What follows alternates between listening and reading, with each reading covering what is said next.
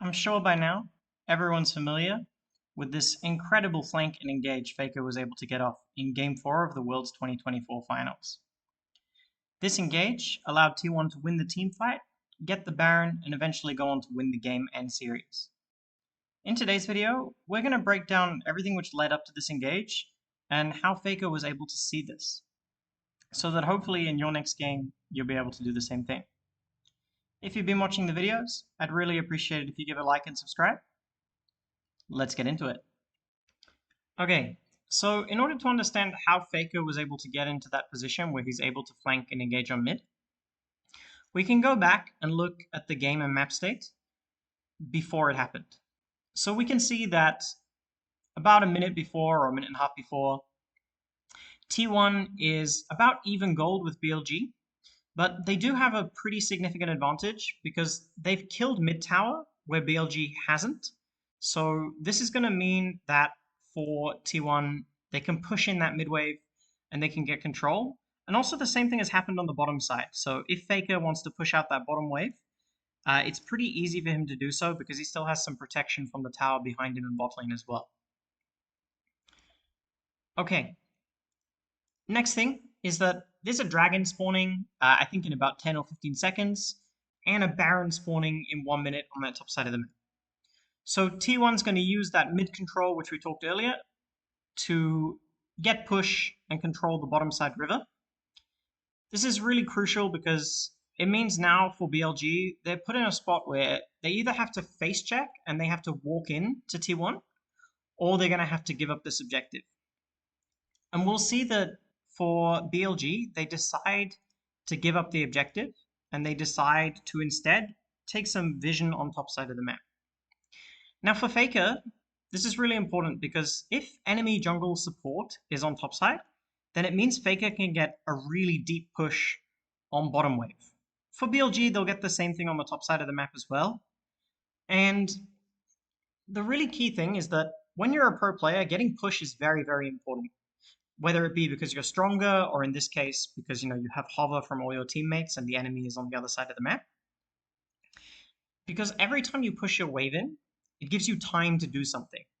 Faker can look up at the map and look at the possibilities of what he can do, right? And so we'll see now that after it's clear that BLG doesn't want to fight, Faker walks into bot wave as T1 is doing the dragon, and he will look to clear the next wave. So skipping ahead a little bit to after the dragon dies, we can see that T1 jungle and support hover Faker while he kills another wave, and they place some vision for him before they recall. Now, this ward is very important because it's some deep vision for Faker. So now, if Faker decides to kill waves from very far up in bot lane, the opponent's in a difficult situation because if enemy jungle support has to come down and clear this ward, then it means that T1 will know that they're not defending around the Baron. And so on the minimap, you could see that if someone shows here, that T1 could walk in, clear that vision, and take control around the Baron, and BLG is in a rough situation again. And so we'll see here that even though Faker's channeling his recall right now, he won't go through with it because he knows that he can continue to make this pressure unless lots of people chase him. Okay, and now for that key part of the game. So when you're a pro player, a lot of the times you're watching the minimap pretty much non-stop. Actually, not a lot of the time. All of the time you're watching that minimap non-stop.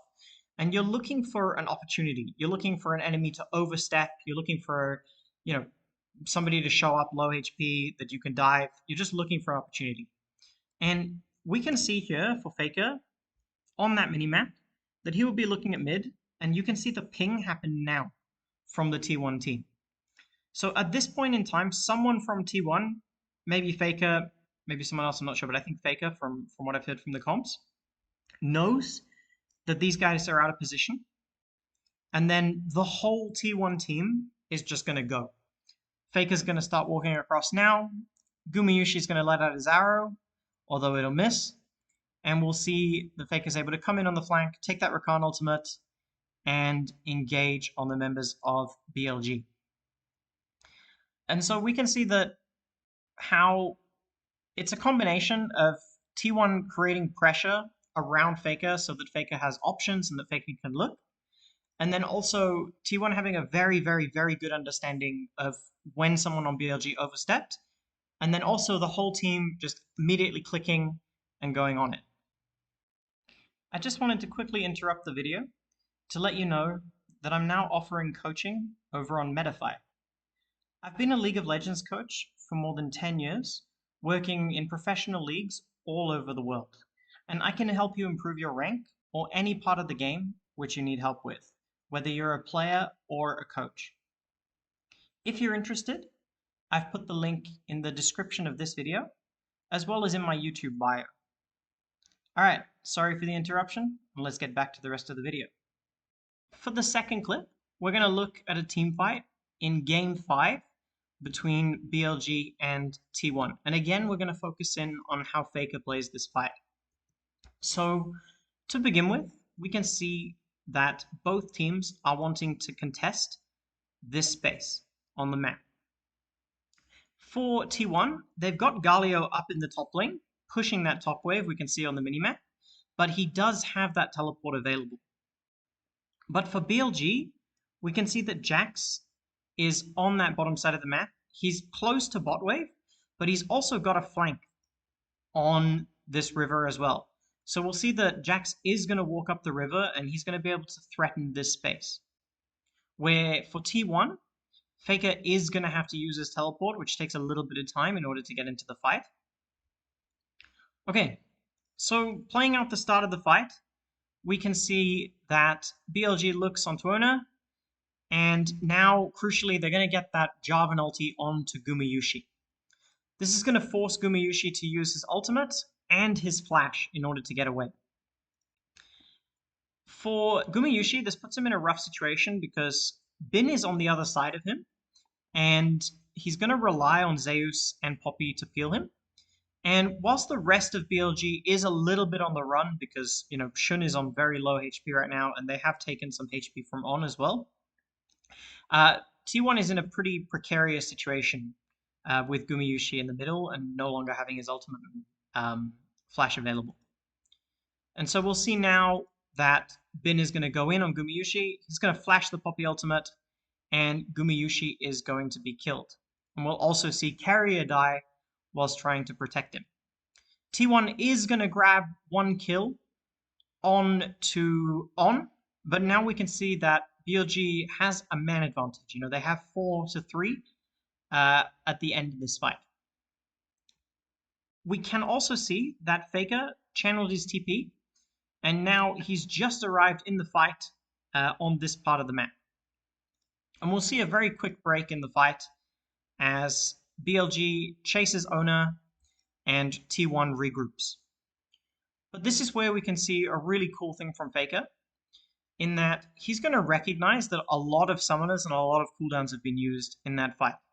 Knight has used his flash, Jarvan's used his flash, but because Faker's just teleported in on that ward, which we mentioned before, Faker still has all of his cooldowns and he still has his flash up and available as well. And so we'll see that when Knight and Shun overstep, Faker flashes in, immediately goes on Knight, and again, all of T1 immediately follow up in order to get the kill. And now we'll see again how Faker took a fight which was looking a little bit rough for T1, and he's going to turn it into a win for them, which is going to turn into the Baron and eventually the World Championship. I think just going back as well, the other really cool thing about T1 is just similar to the last clip, just how much trust these guys have. That when Faker makes a decision to flash in here, everyone follows up so fast from T1. There's so much trust for the decisions which Faker makes in both of these team fights which we watched today. Alright, that's the end of this video. Thank you guys so much for watching. I really appreciate it. The next video we'll do will be about Carrier, which was suggested by someone in the comments. But if you have any ideas for videos you'd like me to do in the future, or just ideas for how I can improve, then please feel free to comment and I'll try to make a video about whatever topic you guys give me. Alright, thanks again for watching. See you next time.